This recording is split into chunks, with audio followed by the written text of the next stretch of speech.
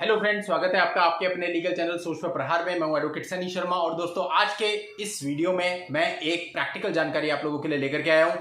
बहुत समय से बहुत सारी कमेंट्स ऐसे आ रही थी। दोस्तों देखिए, कमेंट्स का आंसर देना तो मेरे लिए पॉसिबल नहीं हो पाता क्योंकि एक दिन में हजारों के हिसाब से कमेंट्स आती हैं।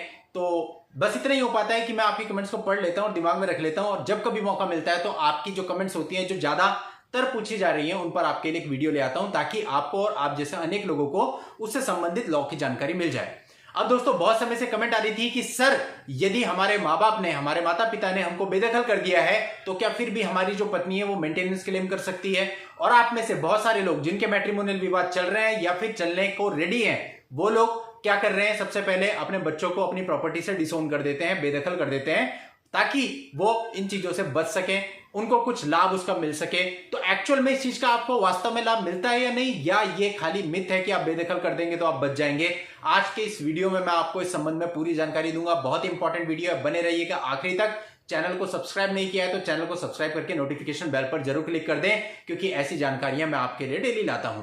तो चलिए दोस्तों समझते हैं इस मामले को कि यदि आपको आपके माता पिता ने प्रॉपर्टी से बेदखल कर दिया है तो क्या फिर भी आपकी वाइफ आपसे मेंटेनेंस क्लेम कर सकती है। तो दोस्तों इसका आंसर है यस, कर सकती है। क्योंकि दोस्तों जो आपकी बेदखली हुई है वो तो आपकी बेदखली प्रॉपर्टी से हुई है और आपकी वाइफ का प्रॉपर्टी पर तो वैसे भी कोई राइट नहीं था, तो उससे फर्क कुछ खास पड़ा नहीं लीगली।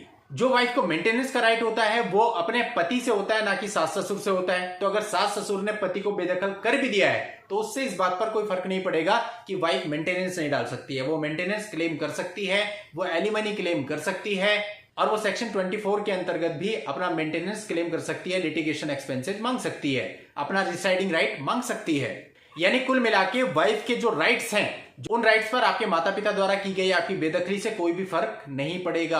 आपको वो सारे राइट्स फिर भी देने पड़ सकते हैं अगर वो क्लेम करती है और अपना केस जीत जाती है तो। अब दोस्तों बात आती है फिर बेदखली का फायदा क्या हुआ। दोस्तों बेदखली का कुछ खास फायदा हुआ नहीं, क्योंकि देखिए अगर हम प्रॉपर्टी की बात करें तो वाइफ को प्रॉपर्टी राइट तो है ही नहीं, ना आपकी प्रॉपर्टी पर कोई राइट होता है और ना ही आपके माता पिता की प्रॉपर्टी पर कोई राइट होता है। वाइफ को जो राइट होता है वो होता है रिसाइडिंग का, शेल्टर राइट उसका होता है। जो उसका अपना मैट्रिमोनियल होम है वहां पर उसका निवास का अधिकार है और उसके निवास के अधिकार से उसको कोई रोक नहीं सकता है, ये उसका अधिकार है। तो इस अधिकार को वो उसके बाद भी क्लेम कर सकती है। अगर आपने बेदखल कर भी दिया है तब भी वो कह सकती है मुझे वहां पर रहना है, मेरी वहां पर शादी हुई है। तो यानी आपकी बेदखली से लीगली कोई फर्क पड़ेगा नहीं। आप बस ये समझ लीजिए आपके मन की संतुष्टि है। और ज्यादा से ज्यादा इसका प्रभाव कहां पड़ेगा कि जब आप मेंटेनेंस के लिए सुप्रीम कोर्ट के अकॉर्डिंग रजनीश वर्सेस नेहा की साइटेशन के अकॉर्डिंग एफिडेविट फाइल करेंगे तो उस एफिडेविट में आपके नाम से कम प्रॉपर्टी शो होगी तो कहीं ना कहीं आपका स्टेटस थोड़ा डाउन होगा। और यदि आपके नाम से ज्यादा प्रॉपर्टीज वहां पे शो होती हैं तो कोर्ट मानेगा आप एक बहुत अच्छे स्टेटस के व्यक्ति हैं, तो आपका मेंटेनेंस निर्धारित करते हुए कोर्ट उस डायरेक्शन में चलेगा। कोर्ट का माइंडसेट वैसा हो जाएगा कि ये अच्छी पोजीशन का व्यक्ति है, तो हो सकता है आपका मेंटेनेंस थोड़ा सा ज्यादा बन जाए। प्रॉपर्टी शो नहीं होंगी वहां पे तो कोर्ट को लगेगा कि एक सामान्य व्यक्ति है तो मेंटेनेंस एक लिमिट में बंधेगा। बस इतना फायदा हो सकता है, ये भी श्योर नहीं है कि ये फायदा आपको मिलेगा ही। लेकिन दोस्तों इसके अलावा बेदखली से कोई भी फायदा किसी भी प्रकार का लीगली नहीं है।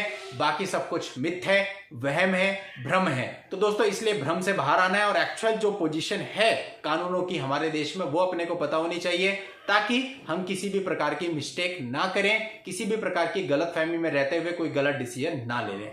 और दोस्तों यदि आप अपनी किसी पर्सनल समस्या के लिए मुझसे बात करना चाहते हैं तो उसके लिए इस वीडियो के नीचे डिस्क्रिप्शन में आपको मेरा व्हाट्सएप नंबर मिलेगा, उस पर आप व्हाट्सएप मैसेज करके अपनी अपॉइंटमेंट बुक करके मुझसे बात कर सकते हैं, फिर मिल भी सकते हैं। नेक्स्ट वीडियो में नई लीगल जानकारी के साथ मैं आपसे फिर मिलता हूं, तब तक के लिए goodbye and thank you for watching.